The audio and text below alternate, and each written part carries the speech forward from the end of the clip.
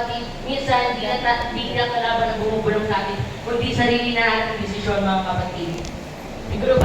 Sigurado ba tayo sa salvation natin? Many people want to play instrument, but they don't want to be instrument of God.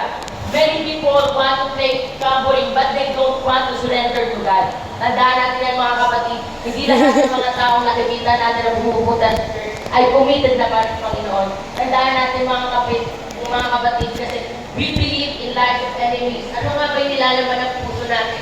Tanong na ba natin sa sarili natin? Bakit Panginoon? Bakit kami nasasakop sa libutan? Dahil mga kapatid, may ibang nasa puso mo at hindi Panginoon yung mga kapatid. Tandaan natin yung mga kapatid.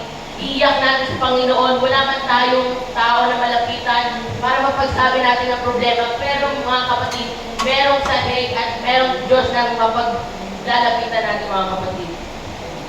Tandaan natin mga kapatid, we are great sinner, but He is a great Savior. Lakpakan natin, mahal na Panginoon mga kapatid.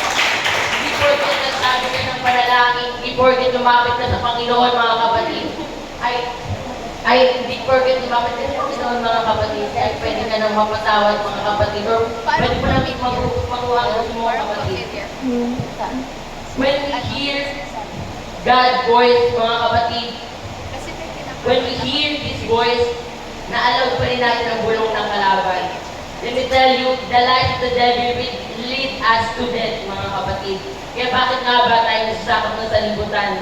Tandaan natin mga kapatid, dahil sinabi ko muli, may ibang nasa puso mo at hindi ang Panginoon yun. But God still examine our heart. Ano nga ba naman ang puso natin? Natanong ba natin sa sarili natin yun, mga kapatid? Jesus paid it all. Kagaya nga na sinabi sa verse, mga kapatid, we are already forgiven, mga kapatid. The harder you go for God, the harder the devil's gonna go with you. Tandaan natin yung mga kapatid. We humans cannot save ourselves. Pagkos mga kapatid, ligtas na tayo dahil sa faith natin mga kapatid. Ligtas tayo dahil sa ating grace mga kapatid. Through God's grace. Hindi lang yung mga kapatid dahil sa ating pananampalataya. Kundi ligtas tayo according sa kanyang grace mga kapatid. Sa Panginoon lamang mga kapatid.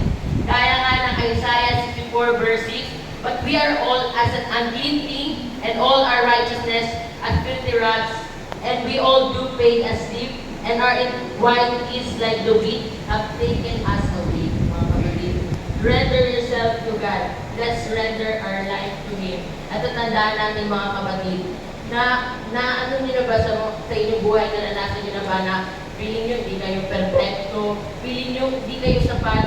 But ito tandaan ng mga kapatid, hindi kayo perfecto. Compare yourself to other, hindi rin sila perfecto. We must compare ourselves to Jesus Christ sapagkat siya lang ang perfecto mga kapatid.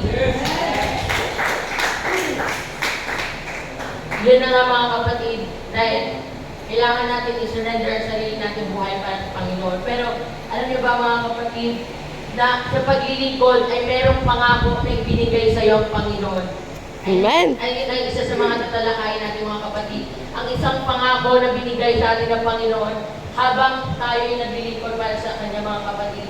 Dahil tayo'y mga tupang pagod na. Tayo mga tupang pagod na sa mundo mga kapatid. At sabik na tayo sa yakap ng ating Panginoon. Tulad ni Abraham mga kapatid, habang siya'y naglilingkod, binigyan ng Diyos siya ng pangako. Sa karanasan ko, habang ako'y naglilingkod sa Panginoon, maraming pinakita ang Diyos at sinabi ng pangako niya, iba'y nangyari na at iba'y hihintayin.